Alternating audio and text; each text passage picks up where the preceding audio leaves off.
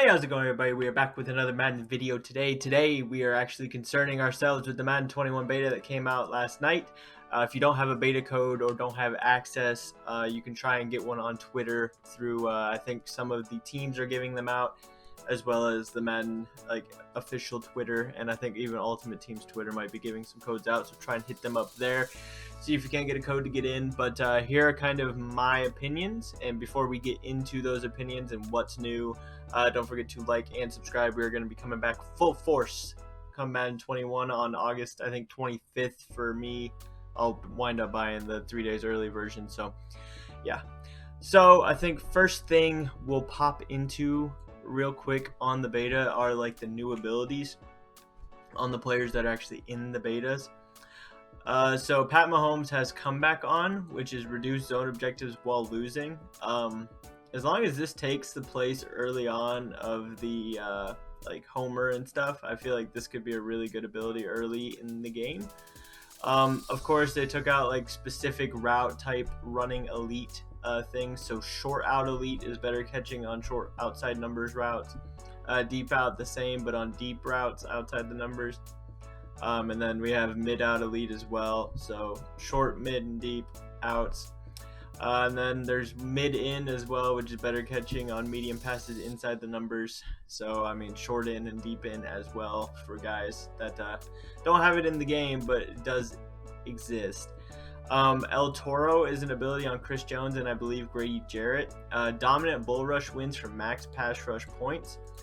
I'm not entirely certain what they consider max pass rush points, if that's going to be double teams, if that's going to be like if you overload one side or something, and then Chris Jones will get a dominant win because of that. I don't know, but it's there. Of course, in as well as from the offensive perspective and the defensive perspective on passing and like route running and stuff, they changed the way like man up and zone out work. Now it's actual like zone types or like route types to cover. So flat zone KOs, improve reactions and catch knockouts and flats. We have short route KO for man coverage stuff, so improved knockouts in man coverage versus short routes. There's also, I think, mid route and deep route KO as well. Tight out is an ability that Lamar has, and it's consistent catching from tight ends who beat their coverage. Natural talent is a thing that Mitch Schwartz has, which is begin the game with blocker resistance. It's something to do with the new like pass rush mechanics in this game that I think he just innately begins the game with resistance to some moves.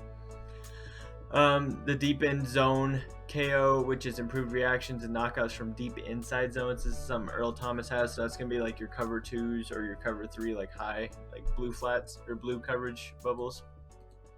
Film study is an ability that Earl Thomas also has. It shows offensive play call after repeated play calls. I don't know how many repeated play calls you need to do in order for this to proc, but you'll see the play art, I think, during the play, maybe even before the play. I don't know if the person keeps on playing that same play.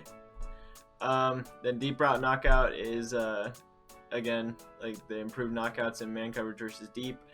Lamar has a new X factor. It's called Truz, and he can't fumble from a tackle after 5 carries of over 1 yard. So that's that. Some abilities got tuned as well. Dashing Deadeye has now changed to throws inside of 40. No Look Deadeye has changed to throws inside of 20. Jukebox is now steerable jukes instead of juke as many times as you can flick the stick. And then Leapfrog is no longer higher jumping. It is cannot fumble on hurdles. So those are the tuned abilities in the beta and the new abilities as well. As far as my gameplay opinions go, a lot of this came from me playing against the computer early on, and then some more commentary kind of from playing users. But the run is still pretty good.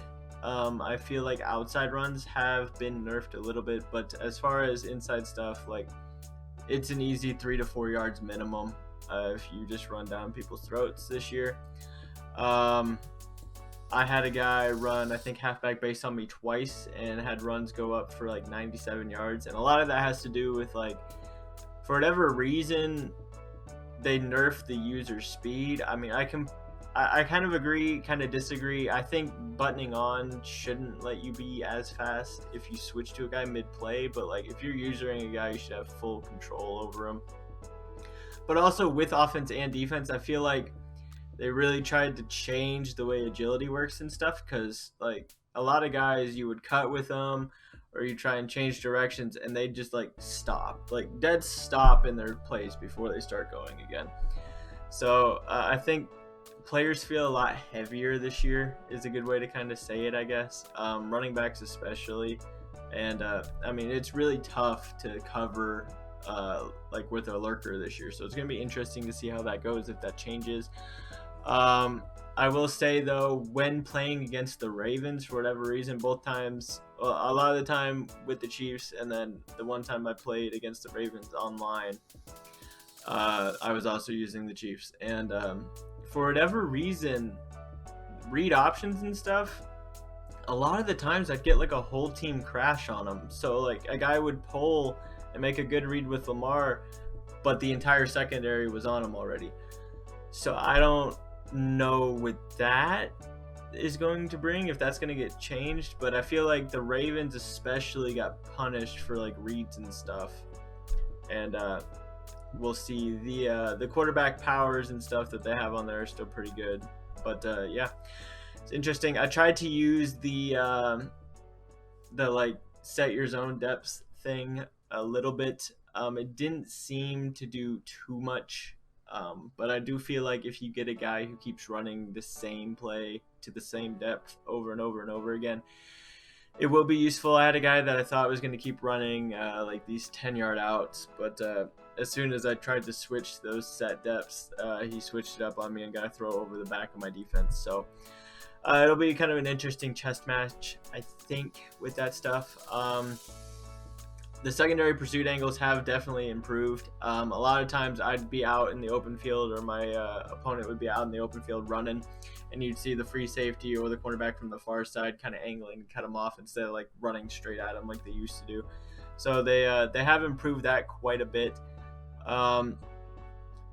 The run game tackling and stuff, I mean, I saw some good things from Chris Jones when I was playing against the computer, where he would turn his head to where the running back was going, because he'd shed right and then the running back would be going to his left and he'd turn and then tackle. But I mean, there's still like the stupid player logic that would happen too. So I mean, it feels like a step in the right direction, but I don't know, to be honest. We'll see. I mean, it needs more time to be played, but like as far as I can tell right now, I mean, it does feel like running has taken a step back, and they've kind of nerfed player speed on defense to make passing work a little bit better. But the pass rush changes as a whole, I tried this a little bit offline. It does feel like it's a lot more skill oriented. So I think guys who user the D-line are going to have to kind of learn how to do it. And it is going to be a position where if you have a guy who plays user D-line, like, yeah, I still think lurking and playing coverage kind of requires a little bit more skill. It's not going to be like a guy who has no idea what he's doing and just hits like A and X anymore. Like if you user D-line and you're a good user D-lineman this year, you kind of understand what you're doing and are good at getting in on the quarterback. For whatever reason, they decided to add like on-field markers for zone coverage stuff. So you'll be running around and have like where you're supposed to be in the zone kind of like hovering around on the ground near you, kind of like showing you what player you're supposed to be covering. So that was a little weird. I don't know if it's just because of what I had on. Like I didn't really change too much of the settings, but I was playing on like all Madden Sim or I think all Madden Comps, what competitors played at, maybe all Pro Comp. But it's still there nonetheless, so that was weird. But yeah, I mean, that's kind of the defensive stuff. I mean, they did change. I don't know if it's just the Chiefs playbook, because I noticed it in the Chiefs playbook the most, but there were 4-3 play options as well as 3-4 play options. I hope this is a thing for all playbooks regardless of set. because like no team really just sits in one set the whole time. Like teams will play in a 3-4 as a 4-3 in certain situations and stuff. So I think it's good to see that the Chiefs have a 3-4 option now going forward to make that playbook kind of more usable. And I mean, for what it's worth, I felt like the 4-3 played exceptionally well, which is something that hasn't really been a thing for me, at least playing 4-3s in a long time. I've always felt like the 4-3 got slaughtered no matter what you had for personnel out there. It's just something with the way the plays acted in the game. So that is interesting. As far as my knowledge of the Chiefs playbook and stuff on offense, I definitely noticed that they added some plays to it, so that was good to see, having a little bit more authentic stuff. The running game is a little weird now. Left trigger is celebrate now. Y is to truck, B is to spin, as well as half spins from the bottom of the right stick. A, I think, is still stiff arm. I might have missed that on the thing, but then jukes left to right, and then down on right stick is to dead leg, and forward on the right stick is hurdling. So that's to do like the side hurdles and stuff, as well as the normal everyday hurdles. So that's gonna take some getting used to. No like skill stick or whatever the LT used to be called, so that's a little interesting, but yeah, I mean, it's going to take some getting used to. The run game, I mean, like I said, the players kind of feel heavy. If you make a cut or kind of decide you want to change directions without using like one of the moves, like your guy just stops in his tracks pretty much to cut.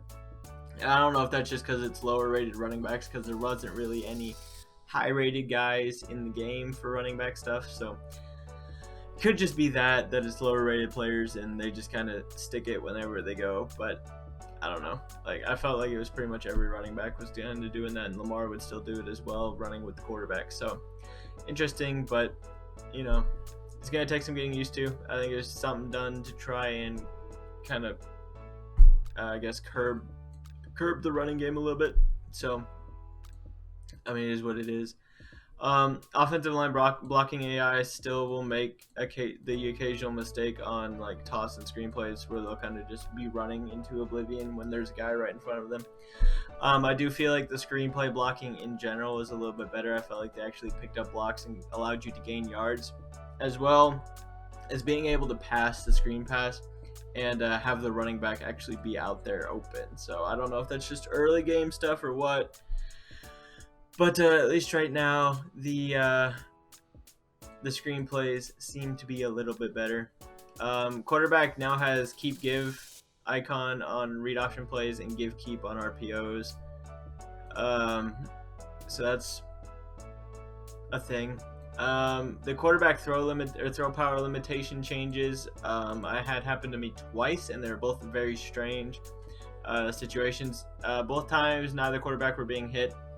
But Lamar was like a yard or two away from having contact come in, and it was just a 15-yard throw, and I got the throw power limitation, couldn't reach target thing, and he underthrew like a 15-yard route because the guy was coming in at his feet, I guess. Like that's my best guess as to why that couldn't be made. As far as like trying to catch directionally, I didn't really notice too much of a benefit for stuff.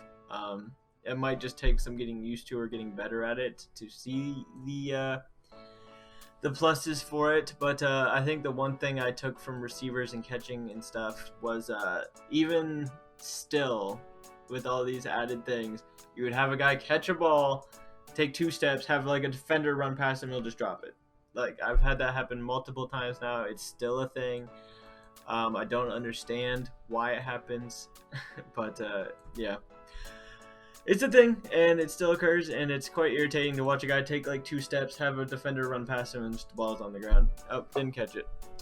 New O-line graphic at lineman's feet, I think indicating like potential rush pressure, I think is what it's meant to show. They didn't really say too much about it in the gameplay and stuff, so I don't really know what it's trying to show, but I'm pretty sure it's supposed to show like possible pressure points.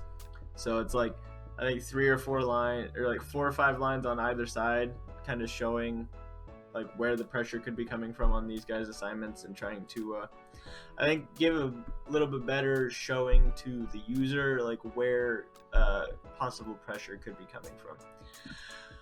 The reach for goal down feature seems like it could be a useful thing, but I think more or less it's just a gimmick. In all my times playing, I didn't have any situations that occurred personally for me to have that happen.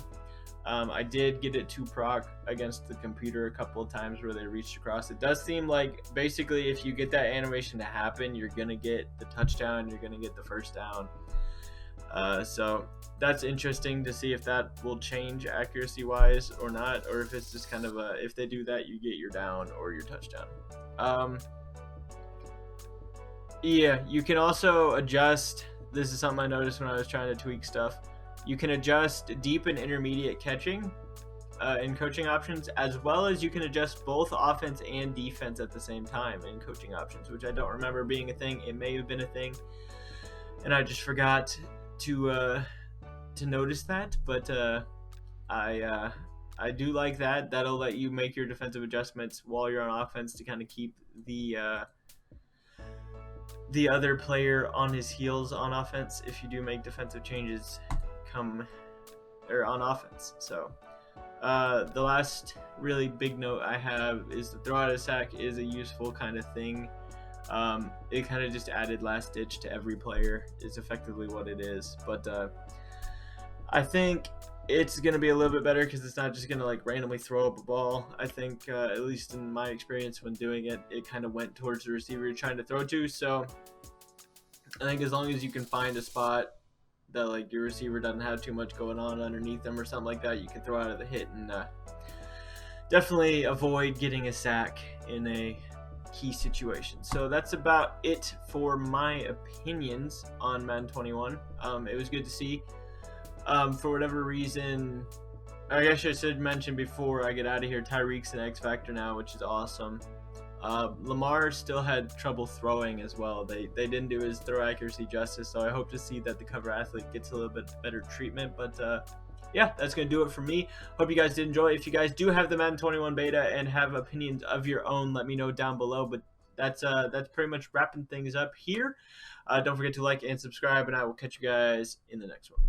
Saying who that over there looking a whole snack? Oh, flip boy, that's looking like Mr. Myers. Who that over there looking a